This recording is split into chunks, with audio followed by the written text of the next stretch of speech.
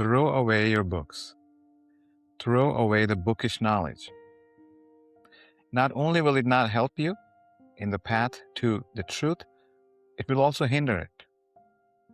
Now, what do I mean by throwing away the books? In less than 10 minutes, I will place my arguments. What we're going to talk about is how intellectual knowledge is an inferior kind of knowledge.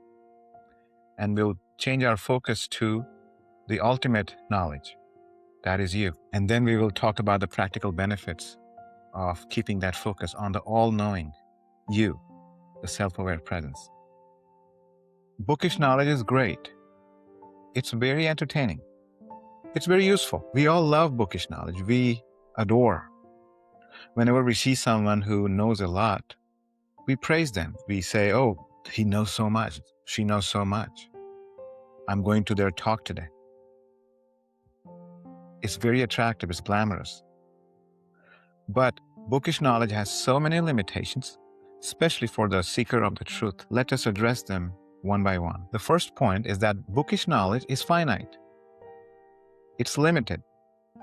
It's about finite objects, finite ideas. And it changes all the time. It changes with context, with the task at hand, with the experience of the person, with the belief of the person handling the facts. So the facts can be disputed. They change from culture to geography to time. Facts can always be disputed. Take, for example, the vaccines. The data available is one, but we've got two opposing views. We fight about intellectual knowledge. We cannot agree on that. It has always been a cause for discord among humans. Now, you might say that math is very consistent across cultures. Is that true?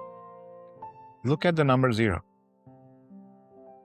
Someone with an Eastern mind would consider 0 as the fundamental number.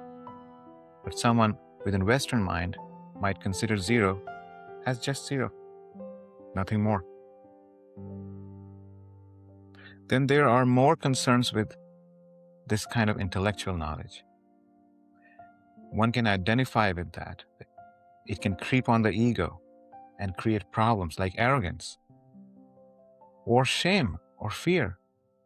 You might say, I don't know much. I don't know as much as the other person does. I am not good enough. I don't want to go talk to the audience. They might ask me questions and I don't know anything. What do I do now? As you can see, intellectual knowledge can bind us. It can be the source of bondage through the ego. So look at what we are doing. We are focusing on all the finite objects and ideas and philosophies and art, but we're not focusing on the one who authorizes everything. That is you. You are infinite consciousness, a self-aware presence. You authorize everything. You certify the presence of a knowledge or the absence of a knowledge. Without you, there is no universe, let alone any kind of knowledge or book. You come first and then the universe appears. Every morning when you wake up, the universe appears after you wake up. You are all-knowing and you are always knowing. You are knowingness yourself. How? At nighttime, you know that you are there. You just know you're there. You're always knowing.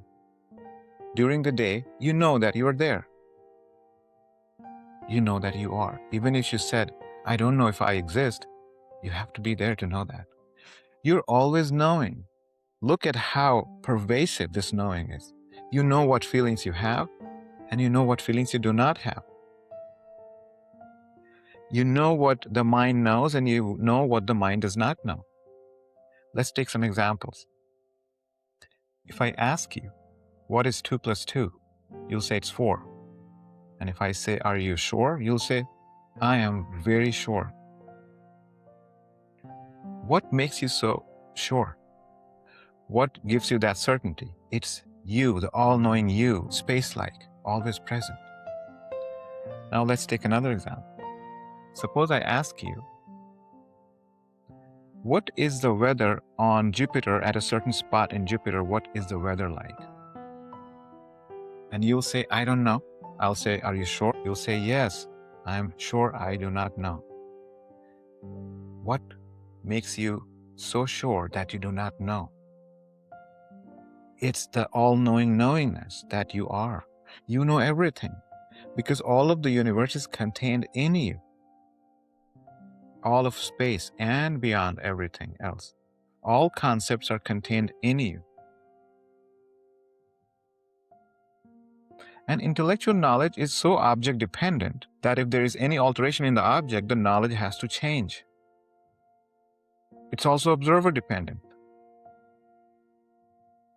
There is no independence of the subject and the object in intellectual knowledge. But you, the ultimate knowing, you, the absolute awareness, the absolute knowing, you are object independent. There's that freedom. You know everything, and still you do not know everything. You know everything by not knowing the details. You just know. You're constantly knowing. But we forgot ourselves. We're so busy worshiping experts and discrete and finite knowledge. We forgot ourselves, one that authorizes, certifies everything. So when I say throw away your books, throw away the bookish knowledge, what I mean to say is tear down the attachment. Tear down the attachments that we have with intellectual knowledge. It's bondage. Use it every day for utility, for entertainment, for intellectual satisfaction. But know the knower, stay with the ultimate knower. There is so much bliss in that.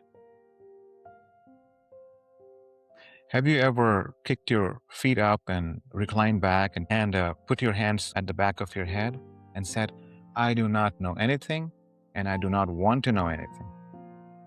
Have you ever done that? It's so relieving. In you, the absolute knowing, there's pure freedom, pure bliss. And we forgot that.